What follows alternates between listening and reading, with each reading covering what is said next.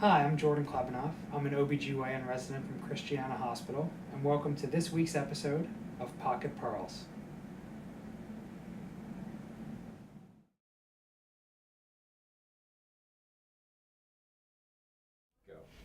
Welcome to this week's episode of Pocket Pearls. I'm here with two of my fellow co-residents, Dr. Kristen Kapalka and Dr. Ashwini Tokde. And today we're going to talk about misoprostol, more commonly referred to as Cytotec. And it's a synthetic PGE1 prostaglandin that's commonly used for either cervical ripening or induction of labor. So today we'll go into a little bit more detail regarding Cytotec.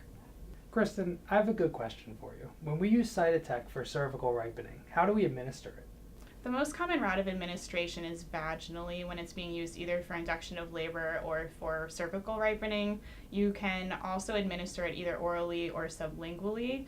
However, there's not as much data on either of those routes of administration, so they're not recommended as first line by ACOG. So for cervical ripening, it sounds like we can do Cytotec either vaginally, orally, or sublingually. Ashwini, what about when we're using Cytotec for just induction of labor? So clinical trials have shown that the vaginal route of administration is actually more efficacious than the oral route. That being said, the oral route is associated with a decreased incidence of tachysystole and fetal heart rate changes. Okay, so Kristen, what dose of Cytotec do we use? Cytotec comes in 100 to 200 microgram tablets, but this dose is higher than we usually recommend for induction of labor or for cervical ripening. So the safe and studied dose of Cytotec is to do 1/4 of one of the 100 microgram tablets, or 25 micrograms.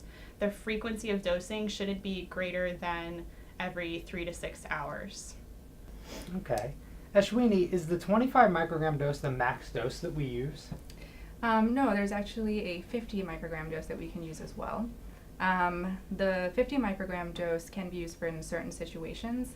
It is associated with an increased incidence of tachysystole and non-reassuring fetal heart tracing. The main idea is just to start low and go slow. Okay, so I get the idea of starting low and going slow. But Kristen, I know there's other ways to either ripen a cervix or induce labor. So is Cytotec better than any of those other ways to do the same thing? None of the cervical ripening agents are necessarily better than any other cervical ripening agent. This is also difficult to figure out from the data because in studies they use different primary endpoints. Okay, so what do you think is the main difference between Cytotec and the Foley catheter? When you compare Cytotec to the Foley catheter, the main difference is a higher rate with Cytotec of tachysystole with or without changes in the fetal heart rate pattern. And what about a major difference between Cytotec and dinoprostone?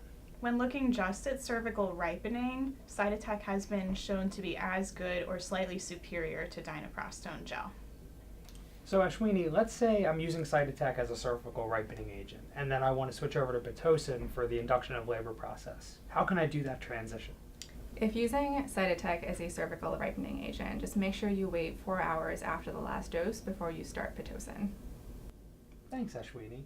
Kristen, are there any patients that we shouldn't be using Cytotec on? Assuming there are no contraindications to vaginal delivery or induction, the only group of patients who shouldn't receive Cytotec are patients with a history of a prior uterine scar. Giving Cytotec to patients who are attempting a vaginal birth after cesarean section has been associated with increased risks of uterine rupture compared to Pitocin or Foley catheter. All right, so we don't give Cytotec to people who are having a trial of labor after cesarean. What about people, Ashwini, with ruptured membranes? So furthermore, in ruptured patients at term, we know that induction of labor is better than expectant management.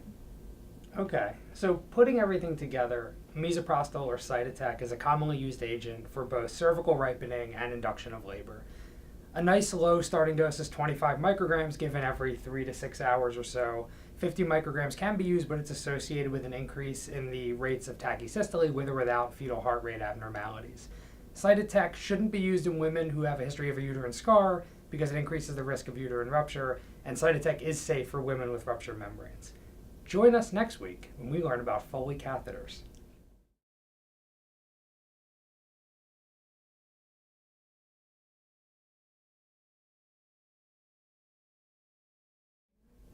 Go.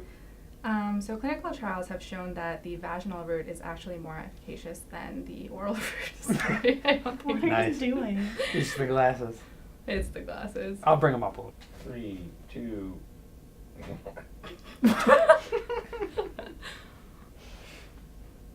Was that go? You just laugh? No, I mean, by the end of this video, you're gonna look like you're 68. Yeah, that's what I'm going for. Okay. So clinical trials have shown that the vaginal route is actually more efficacious than the oral route. Yeah. It's difficult, isn't it? It's so hard. Here, I'll take them off for you. They'll be over there. I don't think it's the glasses. It's just my face. It's overall face. Oh. Well, we don't use side attack, so. 3. Hey, sorry, two. sorry, Hey. sorry. I don't know my lines. And remember, right here. You're looking. This is just Jordan asking the question. Oh, okay. But I have to look at him, or am You I do. not in the show? So look at him. You do. Okay. All right, everybody looking at Jordan. 3. I'm not in this, am I? Yeah. Go. Thank you.